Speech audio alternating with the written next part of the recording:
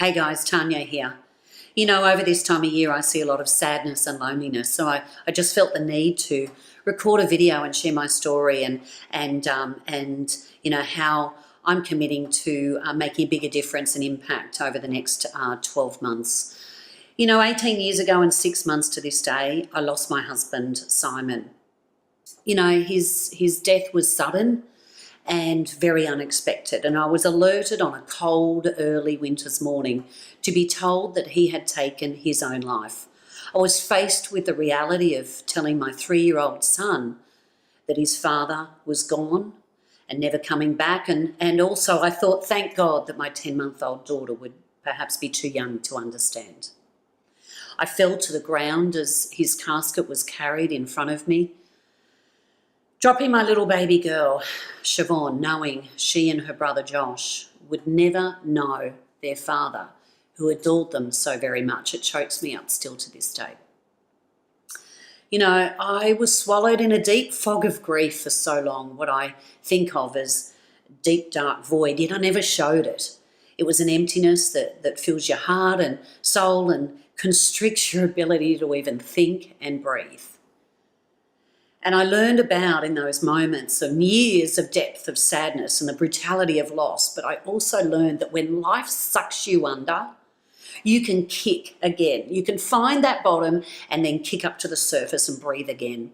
I learned in the face of despair or in the face of adversity and challenge that you can choose joy and find the meaning of life. Choose happiness, and you will also almost, it's certain that you'll face adversity, perhaps the loss of opportunity, the job that doesn't work out, the illness or crime which changes everything. And in the instant, the loss of dignity, maybe the sharp sting of judgment and prejudice. Perhaps the loss of love and relationships that sometimes cannot be repaired. And sometimes there's also the loss of life itself. But what I want to share with you today is what you can do next to get through that, about the things that you can do to overcome the adversity and the hardness of life, no matter when it hits you or how it hits. You know, the easy days ahead will always be easy. And it's the hard days, the days that challenge you to the core, that will, I guess, determine who you are. You will be defined not by just what you achieve, but generally how you survive. And I'll never forget the day that my husband died. Things could have actually been so much worse. How crazy is that? Worse? Yeah, things could have been. You know, I remember thinking it was the week before, a father in Perth, I think it was, took his own life, and also the lives of his children. That situation could have actually been mine. That minute I reflected, I felt that overwhelming, bit of gratitude that my children were still alive, that my husband had not taken them with him, and even my own life. That gratitude overtook some of the grief that enabled me to look forward, to see the light, to keep holding on. 18 years ago, he had just 6 months to live, and we had absolutely no idea. And I ask you, if you knew you had 6 months to live, how would you be living? How would you be showing up? Would you live with the understanding of how precious every day actually is? Because that's how precious every day really is. I sit here today, 18 years, 6 months after the very worst day of my life, the worst day I could ever imagine, and I know there are two things that are true. I have a huge reservoir of sadness that sits within me always, especially around this time of year, where I can touch it, I can feel it, and I never knew I could cry or feel such sadness so often and so much. But also, I have this huge, overwhelming gratitude for each breath in and out. I'm grateful for the gift of life itself, and it's the greatest irony, I guess, that losing my husband and facing even greater adversity over the last decade has helped me find deeper gratitude. Gratitude for the kindness of my friends, for the love of my family and the laughter of my children. And I had the best day with them yesterday. And as the saying goes, we are more vulnerable than we ever thought we were. And we are stronger than we ever imagined.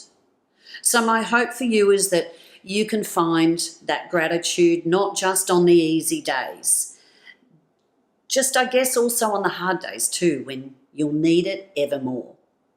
And, you know, when tragedy strikes or adversity or hardship, that you have the ability deep within you to get through anything. And I mean anything, and I promise you do. You know, maybe we've got to get off social media sometimes because we're often comparing ourselves to others.